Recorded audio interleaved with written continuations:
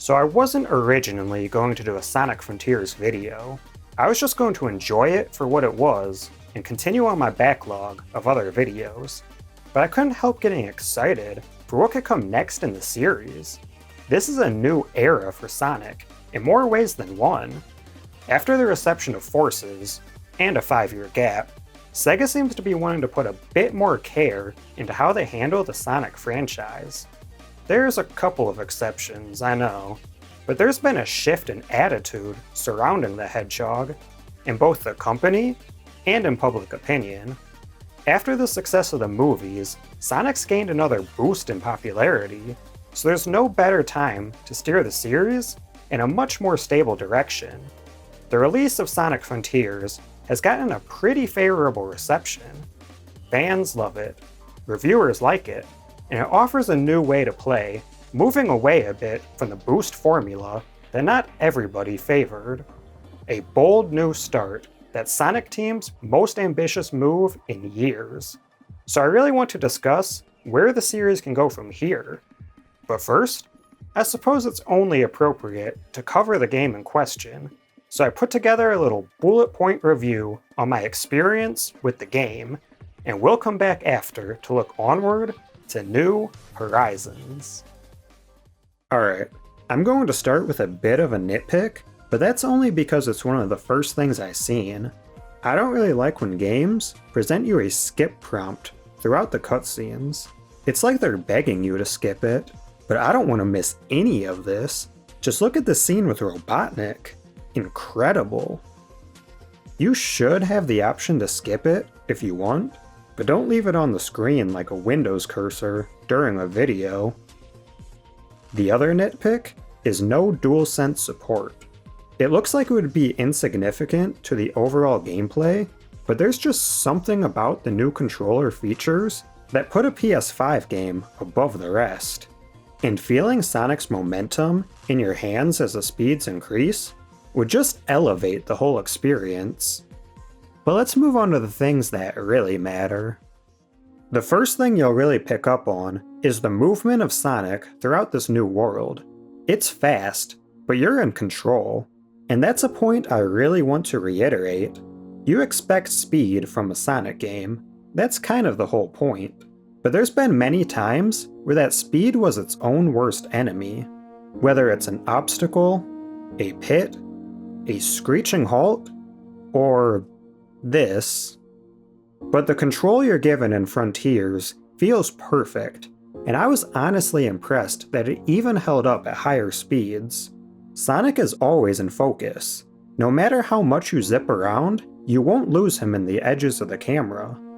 And that camera pulls back when you do a boost to maintain a steady shot and to offer more visual awareness as he darts on ahead. You're given a good amount of airtime, so bottomless pits and high-up platforms never seem too daunting, so you can proceed with confidence. The double jump feels substantial enough in this game to really be effective, where I feel like that hasn't always been the case. The homing attack and the dash are split up into two separate abilities, so you can always be sure where that move will have you ending up. And it really does feel more like an air dash than an air boost. In previous games, I'd often use the homing attack when there's no targets around, so it effectively turns into a directional dash, which worked fine until there was a mono beetle I didn't see, and now I'm going off course. But in Frontiers, you can use both separately, or even chain the moves together to propel you further while staying airborne. And can I mention how nice it is to be able to control my camera once again? It's something I sorely missed in the boost games. It just feels so liberating to point it wherever I want to, and that freedom makes precision landing that much easier. And all of this contributes to one major element of gameplay: error correction. This is essential when playing a game as fast as Sonic. The faster you go, the more mistakes you can make. But given the opportunity to correct those mistakes before it's too late, makes the difference between a frustrating endeavor and a thrilling adventure. And Frontiers is definitely the latter, just from the movement alone. But it doesn't stop there. The boost obviously feels fast, but it maintains that quickness for a long time. It's no longer just a short jolt of speed. The meter drains slowly as you cover a long distance. And the best part is, it recharges on its own, so you're never more than a few seconds away from boosting off again. Maxing out your rings will increase the boost speed even further, leaving an electric blue trail in your wake. You can even use the boost with a Psyloop to feed your ring count, which sort of feels like cheating, but that's outweighed by the sheer joy such speeds will bring. That Psyloop is Sonic's newest ability, used to trip enemies up or complete actions without slowing down. But if we're moving too fast, you can slow down with a slide, or a stomp in place, or, just stop running. But these islands are essentially a giant playground for Sonic, with more room than ever to roam. You can pick a direction and just run, over hills, down in valleys, clearing cliffs, and through the water. Sorry, I know Sonic hates that. Like in most Sonic games, you begin your journey in a lush green zone. It's outlined with mountains, with a river running through. There's even some forested areas, and plenty of fields where the flowers bloom. That's followed up by a desert canyon, with sandy dunes, and a refreshing oasis. A molten mountain with hot springs and lava flows. And various ancient ruins, some swallowed up by trees, and others spanning great plains. While there is some great variety in the first 3 zones, I would have liked if the final 2 switched things up a bit more beyond the lush look of Kronos. There's certainly more realism involved on the Starfall Islands, moving Sonic away from the more cartoony renditions of his world. Though to be clear, this isn't a first, as Adventure was realistic, at least for the time. 06 followed in these footsteps, and now we have Sonic in the actual real world. But there's still that Sonic touch. Eggman has left his mark on these islands, placing shelters, runways, traps, and I'm guessing all these springs, along with all the other Sonic-fitting mechanisms. You can fly by these if you want, but they do well to complement your speed. Boost pads to send you along, various springs to shoot you higher, rails to glide off of, badniks to home into, and mini platforming segments above the ground. A little taste of home in this foreign world. You gain small rewards for each of these, since they don't really lead you anywhere like they would in a standard level. There's 2D sections too, that lock your momentum so you don't fall out. Though I wish there was a dedicated button to cancel this out for when you accidentally take the wrong spring. These treasure signs are strictly bonuses early on, but once arriving at Chaos Island, they can be that, or a way to activate a level gimmick. This wouldn't be bad if they were revealed permanently, or they had a different color or design, but the fact that they respawn is just a little bit annoying when you're trying to leave no stone unturned.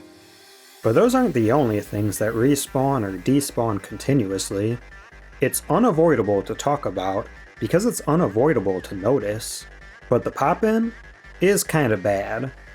It's nothing game-ruining, but it is ugly, a contrast to these otherwise visually impressive worlds. Look, I know it's a technical issue, but I can't easily accept there was no way to prevent this during development. It had to have been an issue noticed early on, right? I'm not going to pretend no other games have any pop-in. I'm sure every 3D game uses culling to some extent, it's just not meant to be noticed.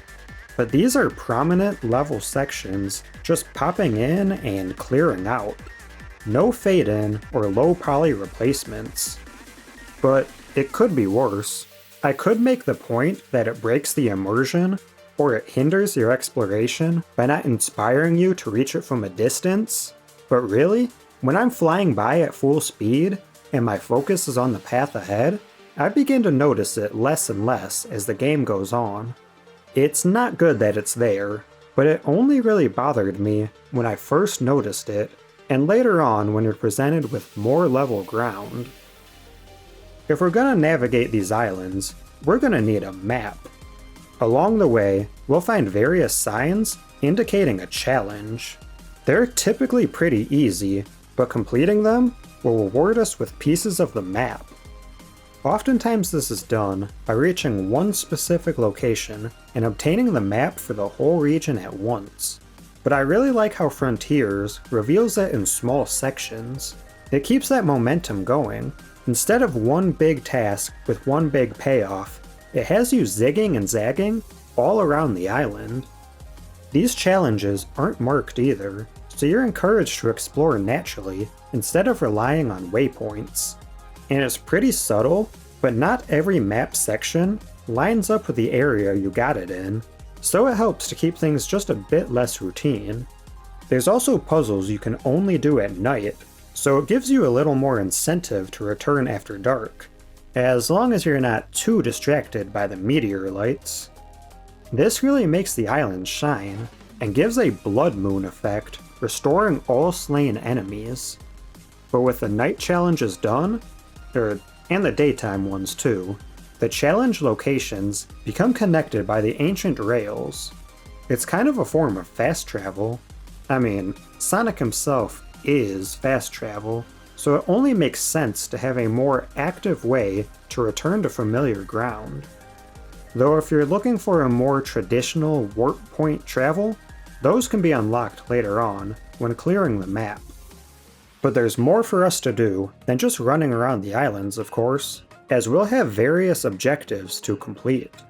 One of these is the levels, where we get transported into cyberspace for a more traditional A to B platforming segment. Now, although I wouldn't categorize Frontiers as a boost game, it has brought over the boost style for the levels. In many Sonic games, the levels are the meat of the game, but in Frontiers, they're less prominent, taking a back seat to the open zone playstyle. Though I will say, they feel more fine-tuned than some other boost game levels, and Sonic's moveset in this one is the perfect fit, and the controller mapping feels the most intuitive out of any of the boost game layouts. Though the physics in the boost levels do feel a bit different than the physics on the islands, so it takes a bit of adjusting and can sometimes throw you off from your expected movements. Moving through these levels won't take much time at all because they're really short in size. Short levels are nothing new to the series, and they can be an important discussion point when weighing the quality of the game. But for Frontiers in particular, I think the shorter levels are perfectly acceptable. The main focus of the game really is the open zone islands, and the cyberspace levels are more of a small challenge to be completed, a quick change of pace before returning to island exploration. The look of the levels are more Sonic-y than what we see at the Starfalls, and the visuals themselves are interesting enough, with a cyberspace vignette encapsulating all of them. Though there is a bit of a problem. Revisiting older levels was really cool in Generations. It was awesome in Mania, and I'm probably the only one to say this, but I didn't mind it too much in Forces. But I'm sure we can all agree by now that we're sick of seeing reused levels. Let the game have something of its own. The Green Hill complaint has been going on for a while now, but it's deeper than that. Chemical Plant and Sky Sanctuary are dragged into this too. There's two different factors here that I feel are fine on their own, but when used in conjunction, make the level theming kind of bad. Those are theme repetition within the game and theme reuse throughout the series. What I mean is this game uses 4 level theme variations across its 30 levels, so each one you jump into is going to be 1 out of the 4. I think this would be perfectly fine if the 4 repeated level visuals were newly created to be unique to Frontiers. But due to the memory aspect of the story, this isn't the case. So instead of repeating 4 zone palettes, it could have been cool if every level, or at least every few, had a different level theme from the series. Bring that number from 4 to at least 8 to 12. It's just, once you catch on to the fact that there's only 4 variations, the levels are a lot less exciting to jump into. It should also be noted that the layouts themselves are usually modeled after previously made levels, and depending on your perspective, this could be a neat little nod to older games, or an act of laziness in level design. Nonetheless, it is intentional, as they're meant to be pulling from Sonic's memories. But there is a reason that we're here, and that's to collect keys. There's 7 you can obtain from each level, and you get 1 for completing it, 1 for gathering enough rings, 1 for your time, and 1 for red star collecting. The final 3 are the reward for checking all the boxes. This gives you a reason to replay these a couple times, and also gives you a bit of a choice in gameplay if you're only going for the minimum number of keys needed. Though cyberspace levels aren't the only way to get what you need to move forward.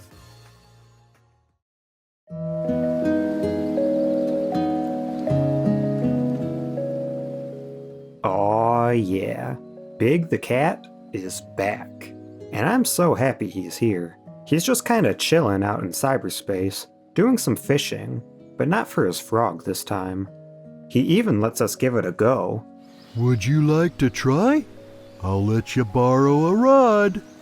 That may sound daunting, though it's nowhere near as tedious as in Sonic Adventure. In fact, it's actually really easy. There's no real challenge to it, just kinda there to relax, and give you a reason to listen to this song another 20 minutes. It's pretty interesting seeing all the fish and debris you can pull up, and I got a good laugh at many of these. You can fish to gain rewards that'll add to your collectibles, keys, tokens, portal gears, but you can also find scrolls that will let you fast travel to the Kocos. But the best reward for doing this is the various Eggman voice recordings that give more context to the story, and some pretty neat game references. I never really knew my cousin Maria. Everyone spoke of her like she was very special.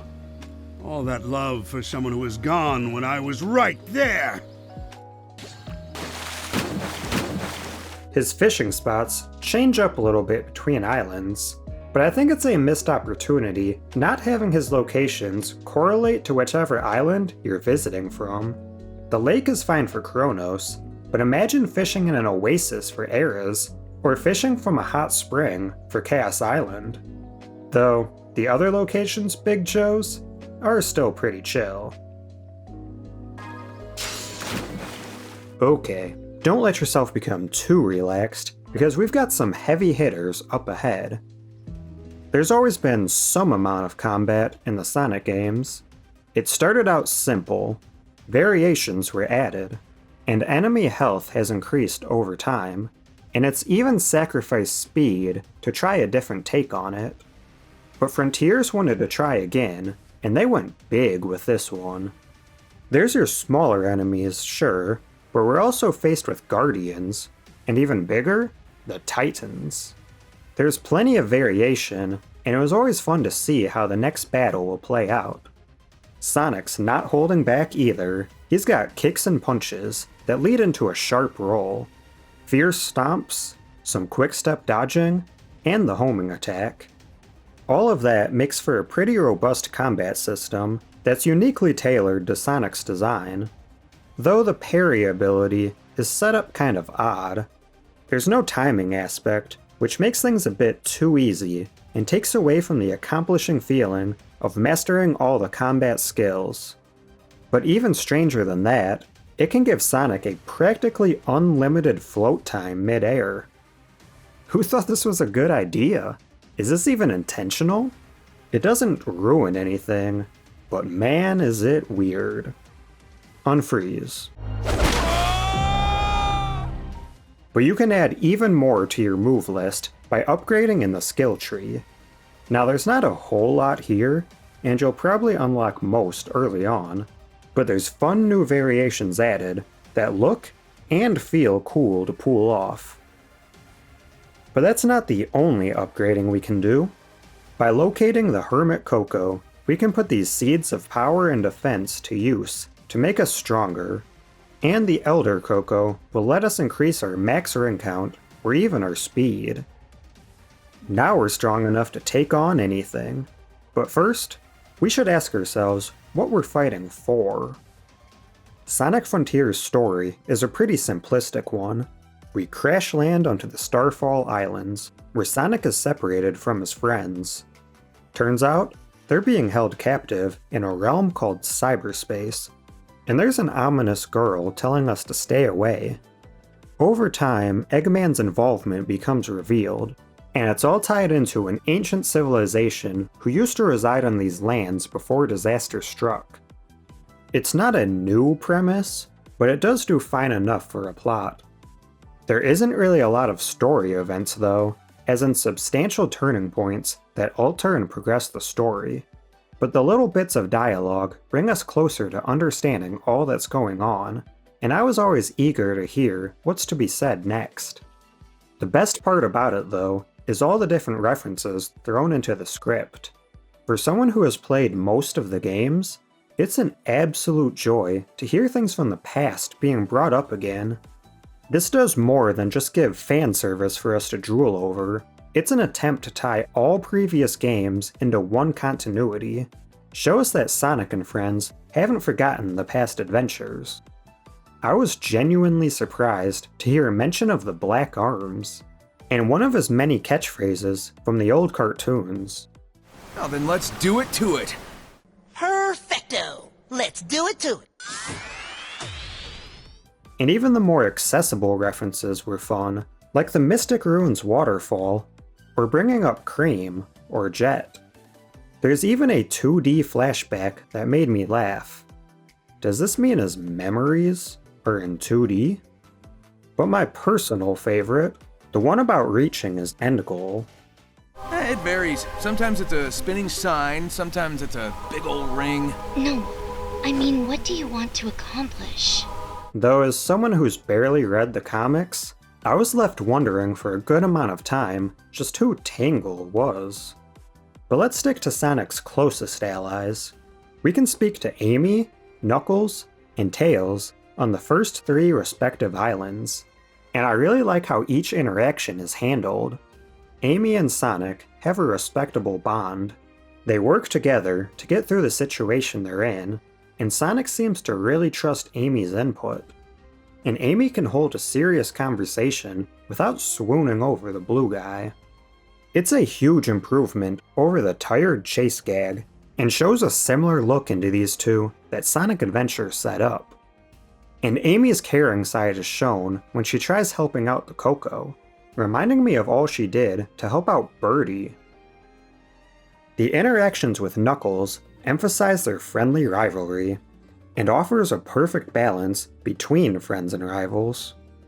They go head to head at some points, and give each other some teasing and light bickering, but there's also an understanding side to both, shown when Knuckles expresses his want to feel free like Sonic, and step away from Angel Island sometimes. Never mind the fact that he is frequently seen away from the island. Knock knock is Knuckles, the blow thrower, independent flower, magical emerald holder, give you the coldest shoulder, my spike goes through boulders, that's why I stay alone. It's still a nice sentiment nonetheless, and will hopefully get Knuckles involved again in the mainline games. He also outlines the parallels between the Starfall civilization and his own ancestors, so good on you, Knucklehead.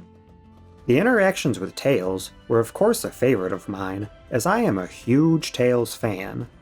Sonic and Tails really feel like brothers in this one, with Sonic literally referring to him as, Hey little bro. bringing me way back to the days of the old cartoons. I'm excited for you, little bro. They even toned down his super nerdy, only useful with a tablet characterization he's had for a while now, while still putting his skills to use in some sections. He even shows a more vulnerable side, opening up to Sonic to to express some of his worries.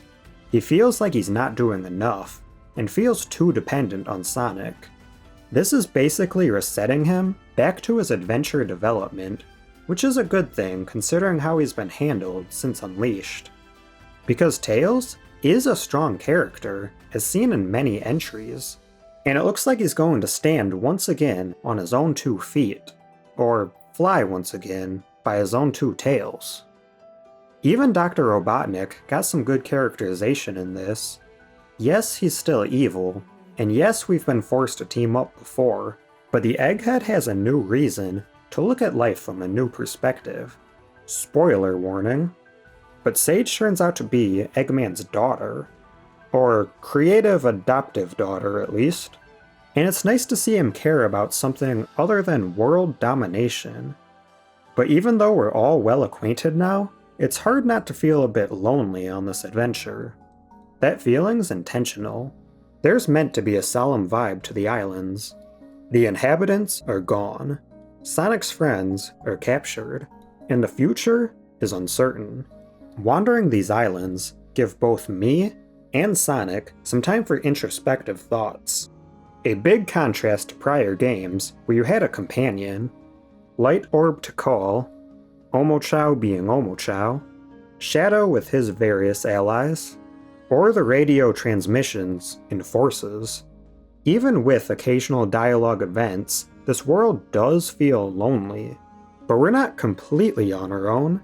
There's creatures who remain here, called Koco, little stony leafy guys. I know the obvious comparison to them is the Korok, with not just how they look, but in how they let you upgrade.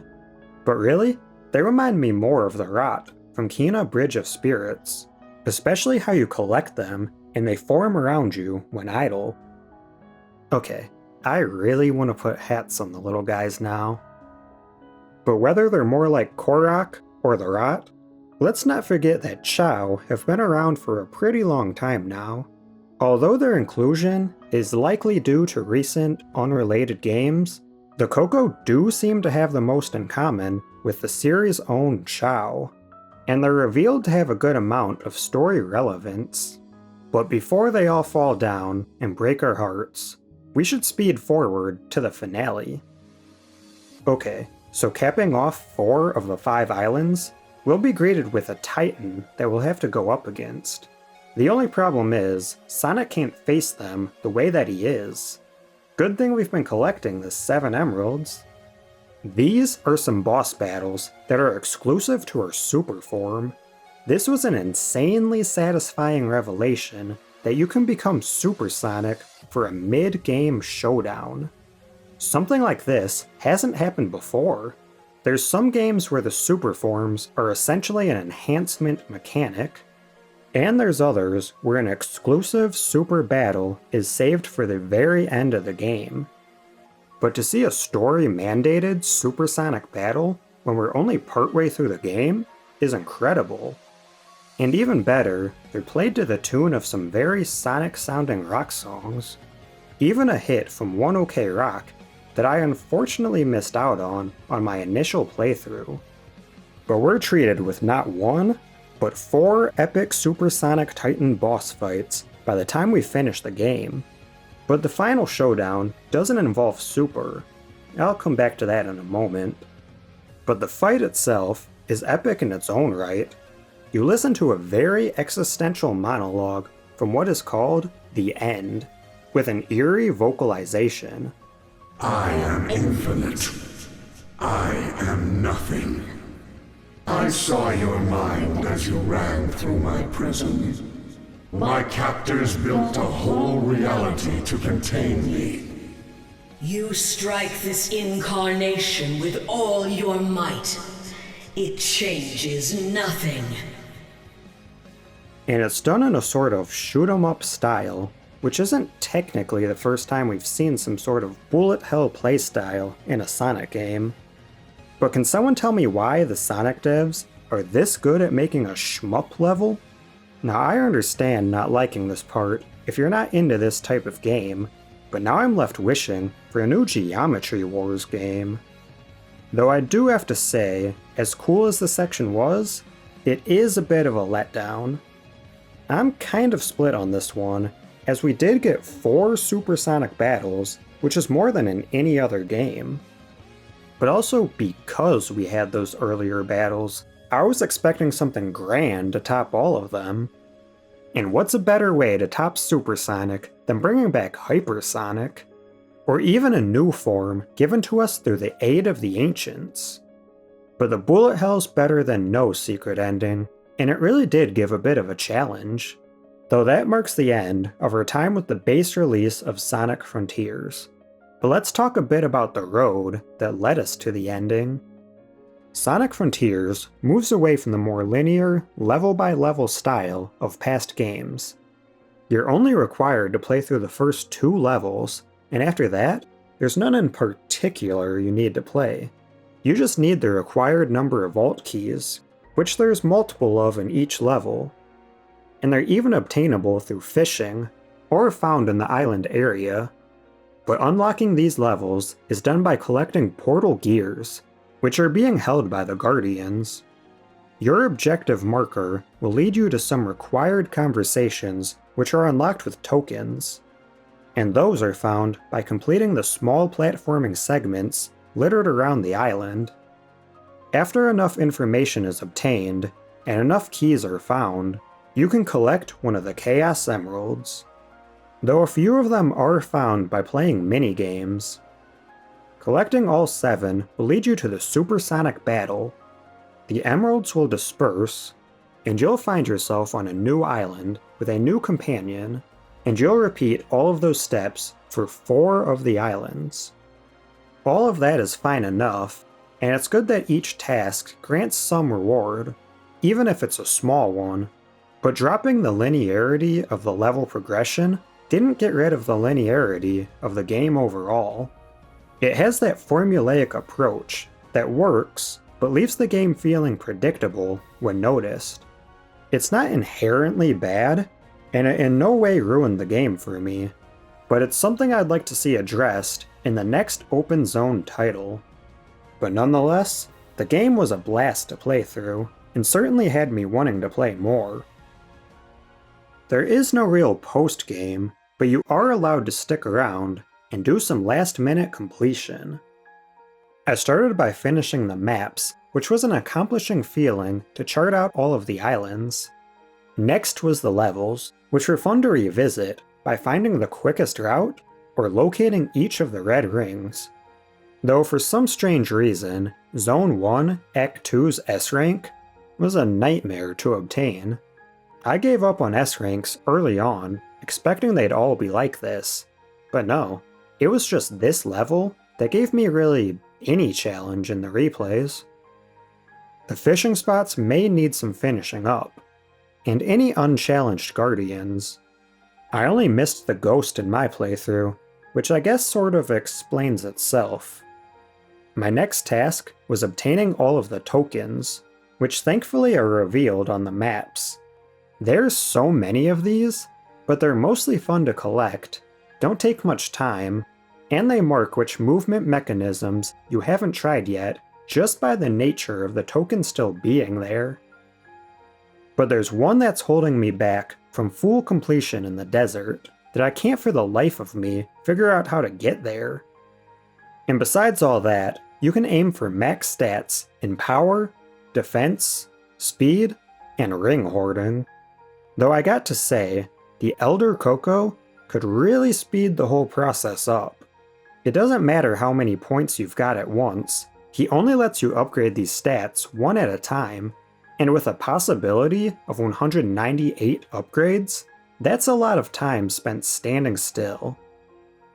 Though if you're upgrading yourself fully, it should be only to say you've done it, since the game is designed in a way that you don't need every upgrade. It's not like there's some final, threatening challenge up ahead. In fact, there wasn't a whole lot of challenge anyway in the game for me. I started out on hard mode, so I didn't miss out on that something extra. But everything felt balanced and reasonable to accomplish. That doesn't mean it got boring though, just I wasn't throwing my controller, wondering how I'm meant to beat this guy. Well, Except for that last section. But with everything done that can be done, it's time for us to depart from the Starfall Islands. Sonic Frontiers wasn't a flawless experience, but it did so much right that it accomplished the impossible, getting most fans to agree that a new Sonic game is good. And in my eyes, this is only the beginning. It's a step in the right direction, but I'm eager to see where the series and the new formula can go from here. And that's why I mapped out my own thoughts and speculations for what might be to come, or even what could be done, even if it's not likely. But for the sake of time, I decided to split this into 2 separate videos. I mean, the subject matter is different enough that the 2 can stand on their own, then be put back together as one, like a good old lock-on cartridge. So when that one's done, it'll appear here, as well as on the end screen, and down below. But until then, keep Frontiers fresh in your mind, and I'll see you in the next one.